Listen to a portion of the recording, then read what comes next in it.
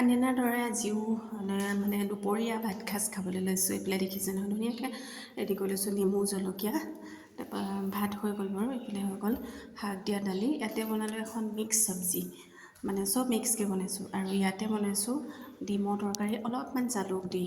আৰু এয়া আছিলে কালি বনোৱা অলপমান পনীৰ, কিয়নো ইমান ধুনীয়া হৈছিলে খাবলৈ, পেলাই দিবতো নোৱাৰি। এয়া আকৌ আজি বনালোঁ। চ' তাৰপিছতে আকৌ এই দেখিছে নহয় ডিমৰ তৰকাৰী কি দি বনাইছোঁ, মই বাৰু ৰেচিপিটো দিম কেতিয়াবা।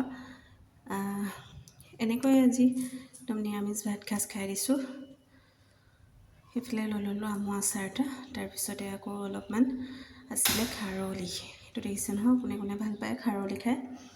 এনেকৈ দেখিছে না মিক্স চব্জি এটা বনাইছোঁ, চব মিক্স কৰি দিছোঁ একেবাৰে। ভাতকেৰেলা, পটল, আলু, বেঙেনা, তাৰপৰা তিতা কেৰেলা। ইয়াতে আকৌ অলপমান বুটো লৈ লৈছোঁ দেই, ভাল লাগে তিতাই থোৱা বুট ভাতৰ লগত খাই।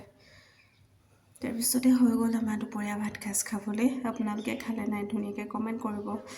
চ' বাই বাই আজিলৈ।